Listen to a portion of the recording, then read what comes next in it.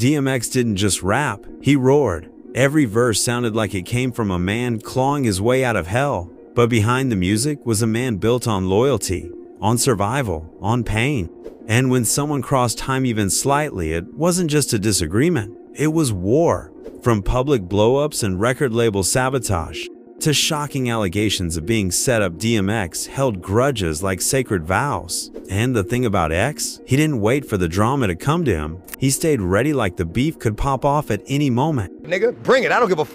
Bring it, bring it. And when you hear the names on this list and the reasons behind them, you'll understand exactly why. These are the 7 artists who crossed that invisible line, got locked out of his heart for good. Let's start with number 1, Jay-Z. DMX and Jay-Z weren't just peers, they were rivals shaped by the same streets, cut from the same New York cloth, and destined to collide long before the world even knew their names.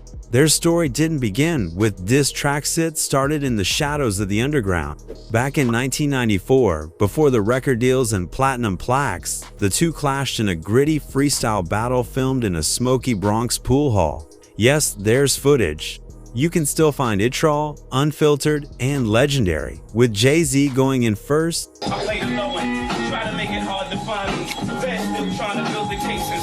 Then enter DMX.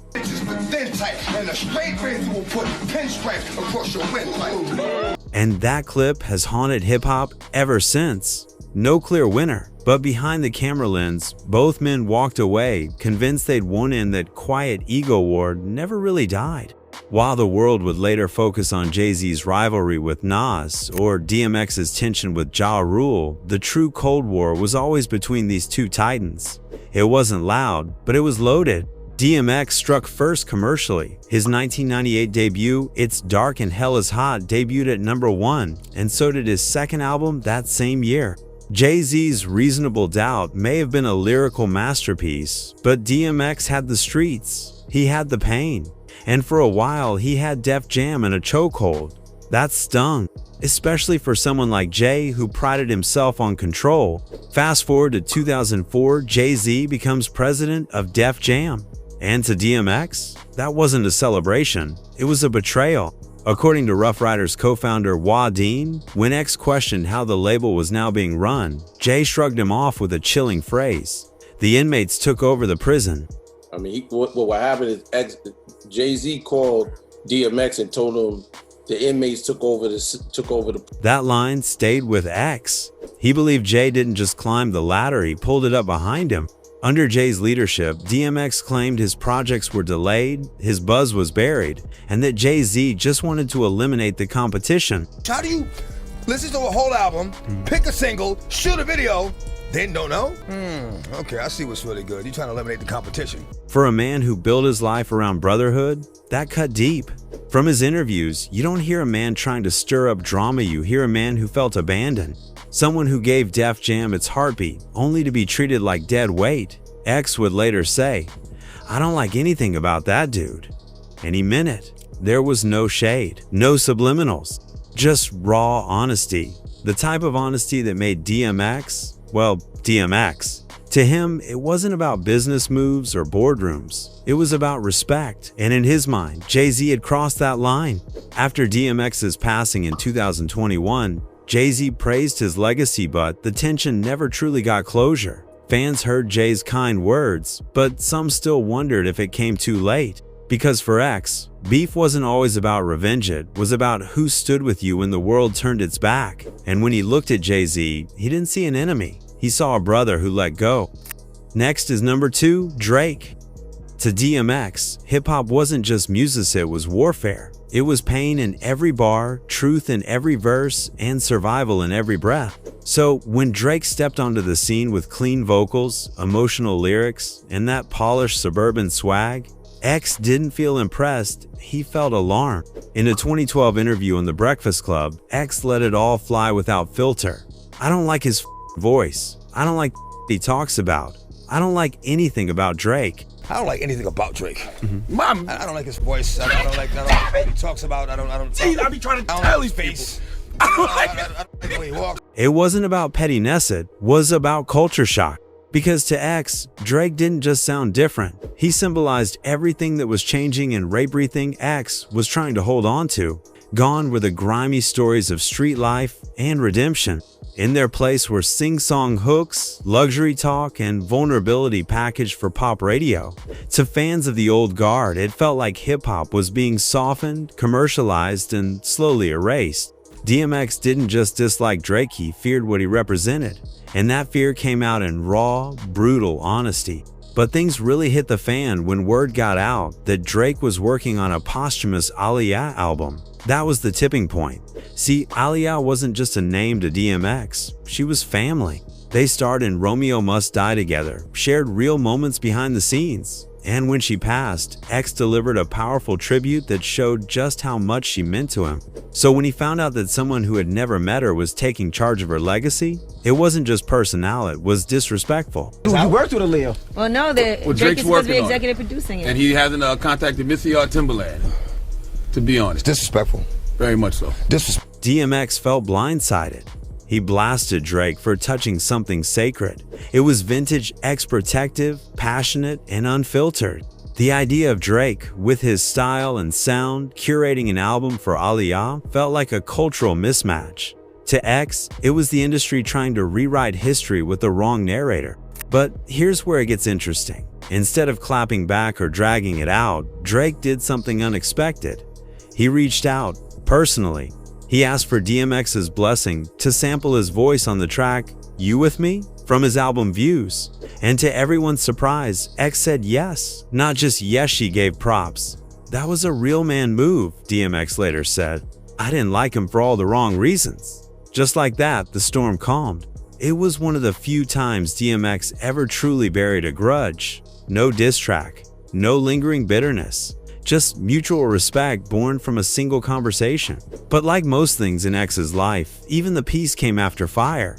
Because if there's one thing that stayed true from start to finish, it's that DMX never faked how he felt, especially when it came to protecting the people and the culture he loved. Now let's talk about number 3, K-Solo. This beef didn't begin in studios or record labels, it started in prison. Long before the fame, the awards, or the world tours, DMX and K-Solo were just two hungry MCs locked behind bars, battling for respect and survival. According to DMX, one of their freestyle sessions included a verse he wrote called Spellbound. But in 1990, K-Solo released that exact track commercially and didn't credit him. To this day, K-Solo insists the song is his and denies ever stealing it. When I was writing it. So all of them heard Spellbound before I met him. So him claiming that he came up with it. But for DMX, it wasn't just about a few stolen bars, it felt like a betrayal of the code they both came from. Years later, DMX made his resentment public on Get At Me Dog, spitting the raw line. K-Solo can suck my d. The jab wasn't subtle. It was direct, heated, and decades in the making. K-Solo didn't stay silent either. He fired back with a venomous diss track titled The Answer Back, where he crossed nearly every boundary. He made shocking claims, including that DMX's own mother gave him an STD and even alleged, bizarrely, that he was X's real father. The beef didn't end there. In a dramatic attempt to prove his version of events, K-Solo took a lie detector test on Beef II, trying to confirm he was the original author of Spellbound. The results? Inconclusive. But the tension kept building. At one point, K-Solo even claimed he had reached out to the UFC, challenging DMX to a cage fight. Let's do it. 5 rounds, me and X, he said. It wasn't a publicity stunt, it was personal. A grudge that never aged out. DMX never took the bait. He didn't respond to the fight challenge. He never made another diss track. He simply moved on. But the silence? That said everything. Even in his restraint, X made it known he had nothing left to say to K-Solo. The bond they once had, whatever it was, had been burned to ash. But in a twist nobody expected, K-Solo was later seen visiting DMX's grave, standing there, somber, crying. Maybe it was grief, maybe it was regret, or maybe, just maybe, it was the sound of a feud finally laid to rest after decades of bitterness and bars. Now we move to number 4, Corrupt. Back in 1999, a bomb dropped on the rap world. Corrupt's ruthless diss track, calling out names. It wasn't just a lyrical jab, it was a scorched earth assault aimed at some of the biggest names in hip-hop, and DMX got hit hard. In one brutal bar, Corrupt spit, "X, you can suck my d and tell that Tashera I'm looking for her." That wasn't rap beef, that was personal warfare, because Tashera, that was DMX's wife. So how did things get this ugly? It all started with a love triangle that spiraled into hip-hop history. Corrupt had been engaged to Foxy Brown, one of the most in-demand female rappers of the late 90s. But at the same time, whispers started circulating that Foxy had been romantically involved with DMX. Whether it was before or after her engagement, the timing left Corrupt feeling betrayed. And in the hyper-masculine, ego-fueled world of late 90s rap, that was enough to launch a lyrical war. Corrupt didn't hold back. His diss wasn't veiled, it wasn't subliminal. He name-dropped, he humiliated, and he brought X's wife into it, crossing a sacred line that most MCs still avoided. Fans were waiting for DMX to clap back with a diss track of his own, but instead he gave the world "Party Up Up In Here," a song that on the surface sounded like a wild club anthem but was packed with coded bars. One line in particular, "You whack, you twisted, your girl's a hoe," had insiders buzzing.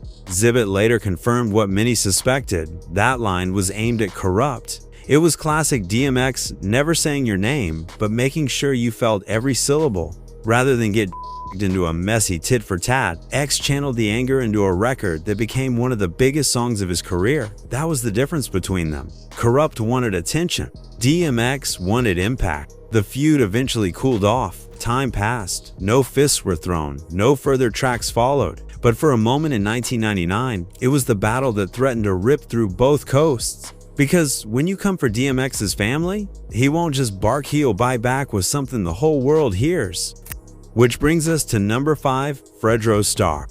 This one wasn't built on beats or bars, it was built on pride and betrayal. In 2012, during an interview on The Breakfast Club, DMX casually told a story that left jaws on the floor. He claimed that years earlier, Fredro Starr rapper, actor, and former Onyx frontman had brought a woman to one of his movie premieres and told X he could sleep with her.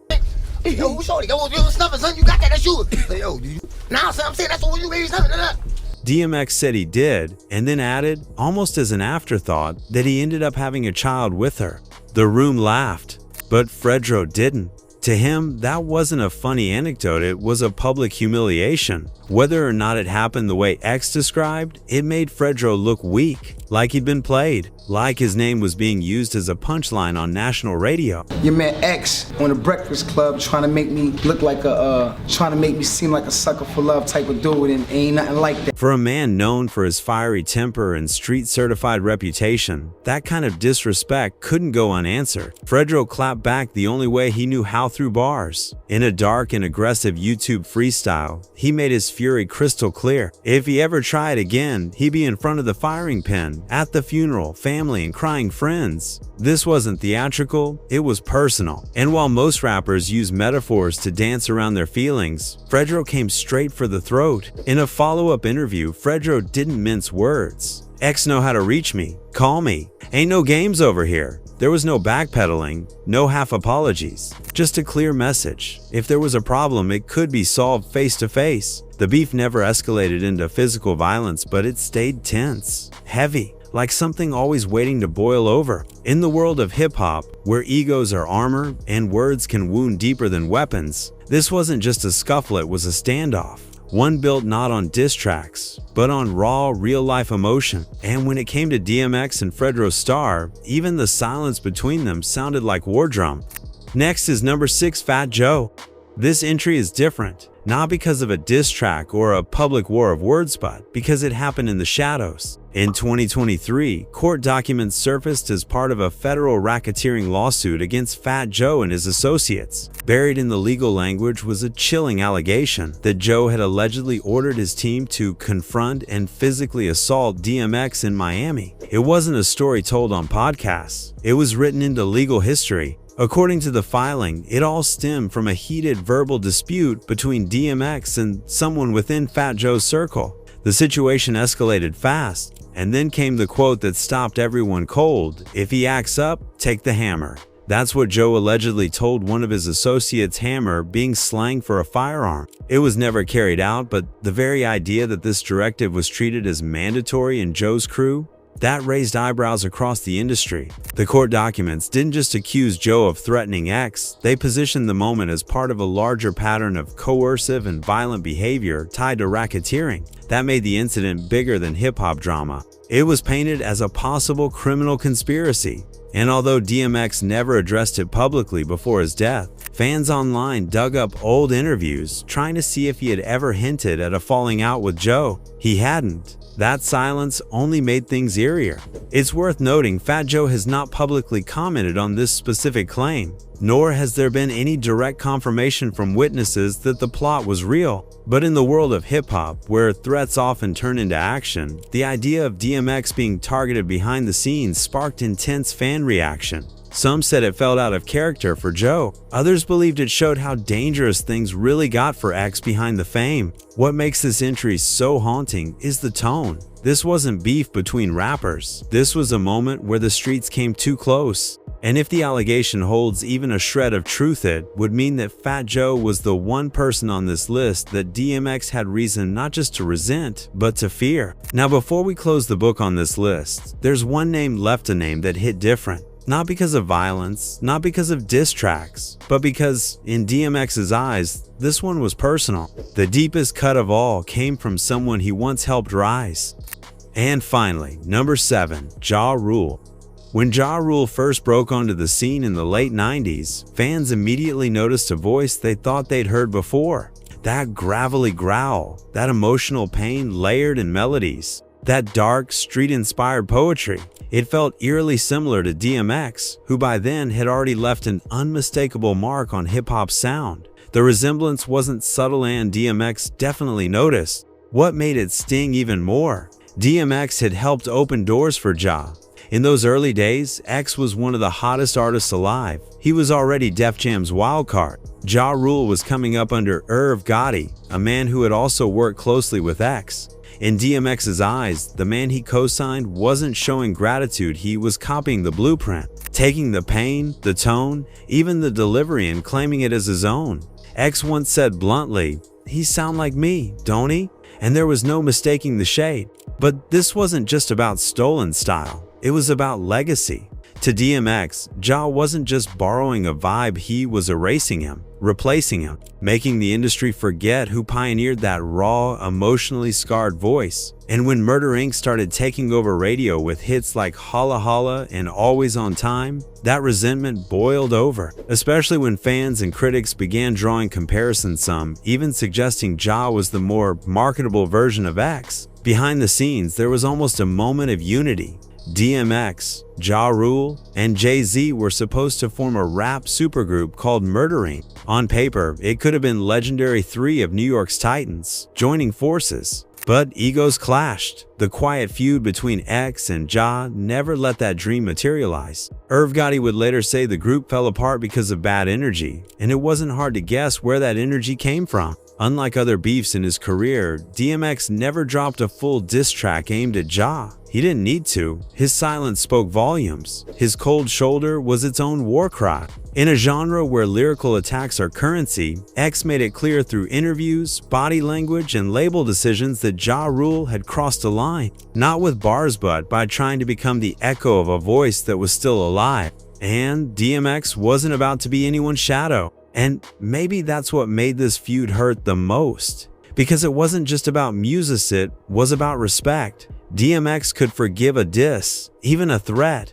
but feeling erased by someone he once believed in? That was the kind of betrayal he never forgot. DMX wasn't perfect, but he was honest. If he loved you, he loved you. If you crossed him, you became history. Some of these feuds ended in peace, some ended in silence, and some never ended at all. But they all tell the same story. In a world full of fake smiles, DMX kept it real until his very last breath. Which one of these beefs surprised you the most? And which one do you think DMX might have eventually forgiven? Drop your thoughts below, because this story, it's still being written.